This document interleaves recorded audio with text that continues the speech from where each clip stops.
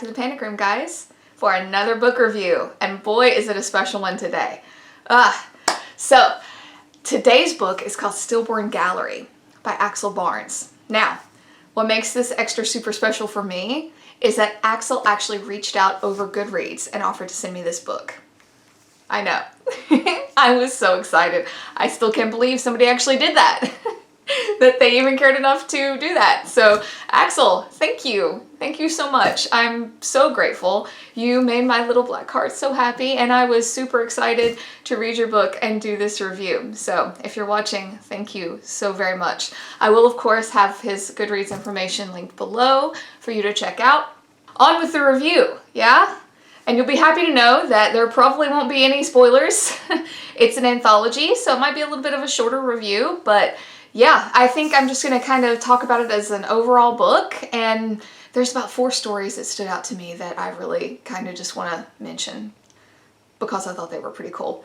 So, now, when Axel reached out to me, he did say, or he asked me straight out if I liked extreme horror, and of course I said yeah, but I will tell you that this is easily, without a doubt, the most extreme horror book that I have reviewed on this channel. So keep that in mind. It has no holds barred. It talks about anything, everything, and some things I didn't even think. So that is something to keep in mind going in. You know, when he said it's extreme, he wasn't lying, and it is. But you know what? Here's my thinking on that. Let me wax philosophical for a second before we really dive in. If it wasn't for authors, especially horror authors, stepping outside of the comfort zone and diving into the grotesque, the macabre, the spooky, the bloody, the gory, whatever you want to call it. If it wasn't for them stepping outside of the box, we wouldn't have the wonderful horror novels we do today. Whether you like extreme horror, you know, maybe you pick it up and you think, this is too much. I still respect what it is, because authors have to push that bar in order to churn out new and creative ideas. I hope you understand what I'm trying to say here. I don't feel like I'm being super clear. Anyway, so if you pick this book up and you think, some of this is a little much, I mean, that's fine. You are entitled to your opinion, absolutely. But I also think that even if you don't like it per se, you need to understand that for horror authors especially, they need to think like this. They need to push the boundaries and go outside of the safety of what is acceptable in society, what is acceptable to think about personally, in order to give us that horror. Because if you only talk about the safe stuff, there's no horror there, right? So, you know, I try to keep that in mind, especially when I'm reading extreme horror. So, let's dive in, shall we? So, like I said, Axel wasn't lying when he said it was extreme horror. It definitely is. There are some X-rated themes. There's a lot of body horror. I have to say that's probably something that I think Axel does the best, is body horror. Which leads me into our first story that I wanted to talk about today. And the book is on my Kindle. And that was actually the very first story in the book, which was called Numbskull. There's 2 stories that take place in like a grocery store setting, which makes me wonder if Axel worked there, like worked in a grocery store at some point. Something that crossed my mind. So the first story was Numbskull, the one that really stuck out to me.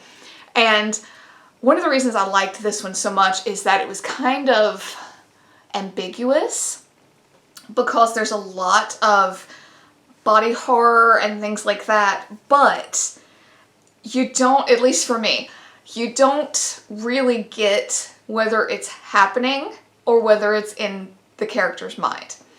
And I love that ambiguity, that guessing. I love that. And it was really well done. It was good. That is something that is consistent throughout this entire book, is Axel does body horror very well. It's gross. If I get a gagging kind of sensation, I know it's good writing, right? So, and I did. There was like 2 different points, maybe 3, that I remember in this book that I was just like,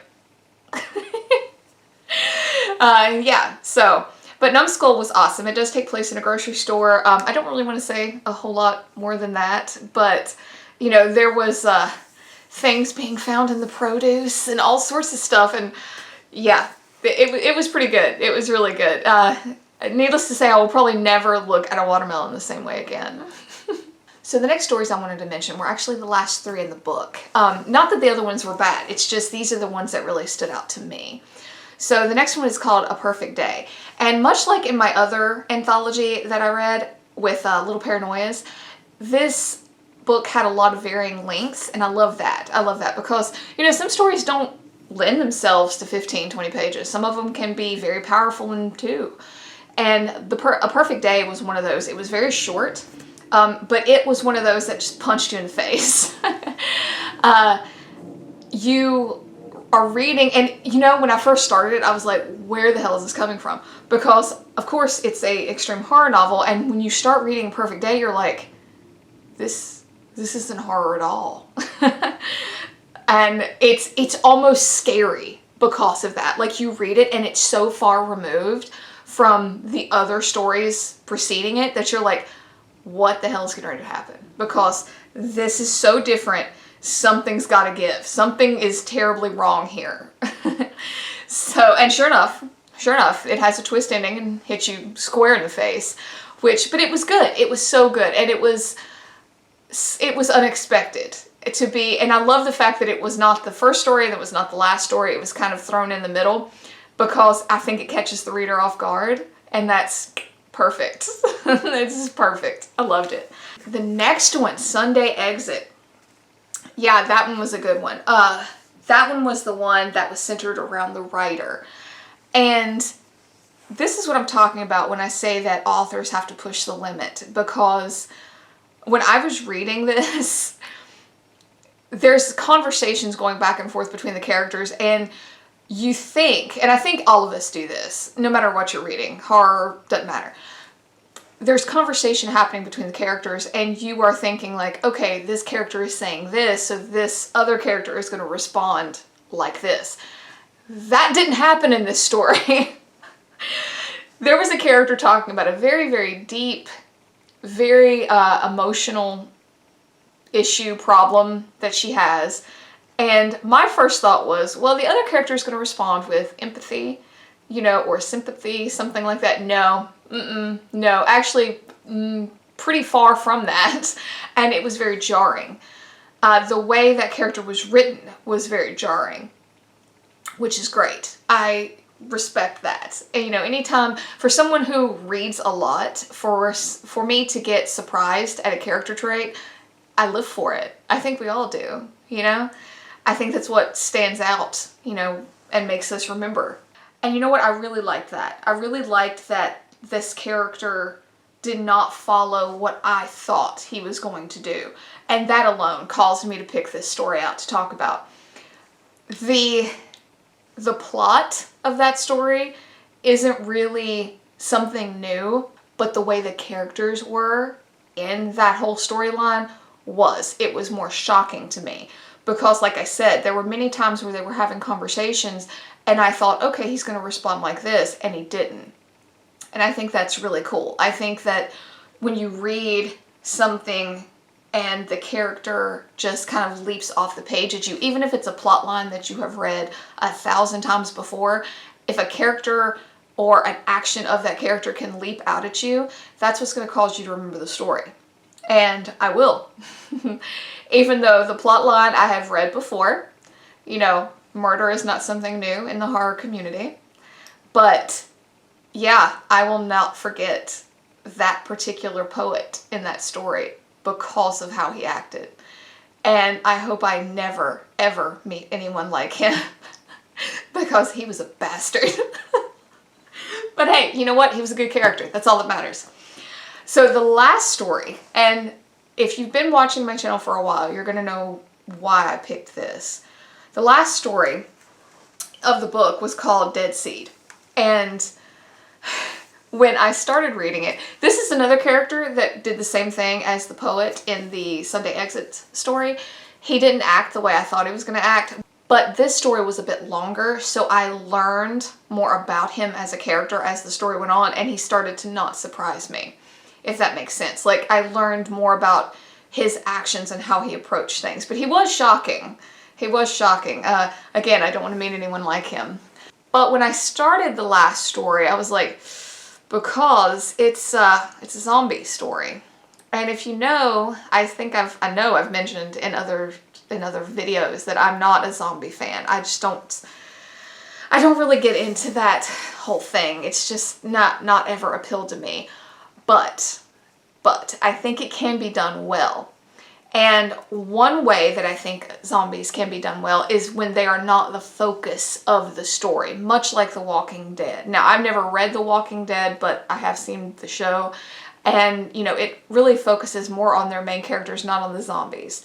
And to me, that's more enjoyable. And that's what this story did. But see, Axel did not focus on the fact that, you know, zombies were here. It was just kind of incorporated as, okay, this is life now. And I like that. I like that, you know, even though you have this post-apocalyptic world where, you know, zombies are around every turn, your focus of the story is on your main character, who is arguably worse than the zombies. I think I would have tried my luck with the zombies before meeting this guy. It was absolutely horrific, and it was done really well, especially the body horror. Oh my gosh. The last story, Axel went out with a bang. He really did, because like I said, no holds barred. You got a little bit of everything with this one. You got, things I can't mention on YouTube. You got body horror. Yeah, trust Pax when she says it's too extreme to talk about on YouTube. But it's a really damn good story. So final thoughts, guys. Do I think that Stillborn Gallery is for everyone? Nope. I think there's going to be people out there that would definitely not enjoy this. But you know what? Axel does not mince words. He says that it is extreme horror, and that is exactly what it is. So when you pick up a book that is called extreme horror, you need to know what you're getting into. It's extreme. And like I said in the beginning of the video, I think that this community and horror books in general would be incredibly boring if we didn't have authors and individuals that were willing to gaze into the abyss, so to speak, to put it poetically. There's a lot of really nasty shit in the world. And in order to incorporate that into a story, you have to be willing to look at it with 20/20 vision, not rose-colored glasses. And I respect that. Does that mean I want to read it every day? No. No. Because ignorance is bliss. And I think a lot of us float through life in a lot of ways trying to be blind to these things, which is completely understandable. There is no way in hell you could live your life constantly dwelling on the terrible shit that happens every day. But for those of us in this community, we have chosen to embrace a little bit more of the darkness than possibly your average reader. And this is part of it. You know, extreme horror is part of it. I like to incorporate books like this every now and again. Could I read them every single day? No. No, I like my horror a little bit more cerebral a lot of the time than that, but I greatly respect authors that can push the limit like that and can think this way, you know, to put it on paper and to put it into a story. So again, Axel, thank you so much. So much for contacting me. It was so nice of you to send me this book. And I hope that I have done at least a little bit of justice to it with my little opinion in my little video. So tell me down below, guys, what do you think of extreme horror? What do you think? Is it something that you dive into a lot? Is it something that you just sprinkle over your library? You know, what do you think? Let me know. So again, thank you for coming to this book review for our very first extreme horror novel in the Panic Room. So give me a like, subscribe if you're so inclined. It would really help me out. And until next time, thank you for coming to the Panic Room. Bye for now.